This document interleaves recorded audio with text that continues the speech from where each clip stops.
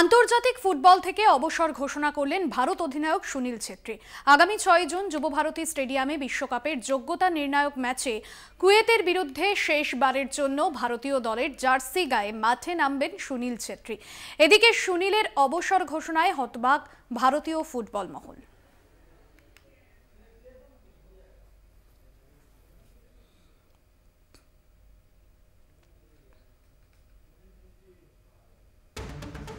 অবসর ঘোষণা করলেন ভারত অধিনায়ক সুনীল ছেত্রী। আন্তর্জাতিক ফুটবলে নিজের 19 বছরের ফুটবল ক্যারিয়ারের অবসরের কথা জানিয়ে দিলেন সুনীল। আগামী 6 জুন যুবভারতী স্টেডিয়ামে বিশ্বকাপের যোগ্যতা নির্ণায়ক ম্যাচে কুয়েতের বিরুদ্ধে শেষবারের জন্য ভারতীয় দলের জার্সি গায়ে মাঠে নামবেন সুনীল ছেত্রী। সেই সঙ্গে ভারতীয় ফুটবলে একটা যুগের অবসান হতে চলেছে। বৃহস্পতিবার এক ভিডিও বার্তায় আন্তর্জাতিক ফুটবল থেকে অবসর নেওয়ার কথা ঘোষণা করেন ভারত অধিনায়ক।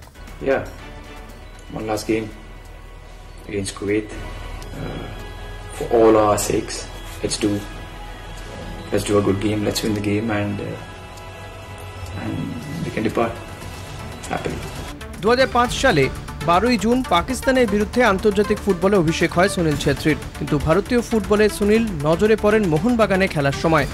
2002 থেকে 2005 মোহনবাগানে খেলেন তিনি। এরপর ইস্টবেঙ্গলে 2 বছর খেলেছেন বর্তমান ভারত অধিনায়ক। কলকাতার 2 প্রধান ছাড়াও আই লিগে চিরাগ ইউনাইটেডের হয়ে এক মরশুমে 7টি গোল করেছিলেন সুনীল। এখনও পর্যন্ত ভারতের হয়ে 150টি ম্যাচের মধ্যে 87টি ম্যাচে অধিনায়কত্ব করেছেন তিনি। আন্তর্জাতিক ফুটবলে 94টি গোল করেছেন সুনীল ছেত্রী।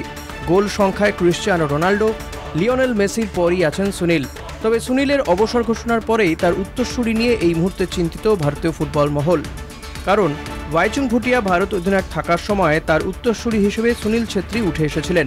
ফলে ভারতীয় ফুটবলে ভাইচুং ভুটিয়ার জায়গাটা ভরাট করতে বিশেষ অসুবিধায় পড়তে হয়নি ভারতীয় দলকে।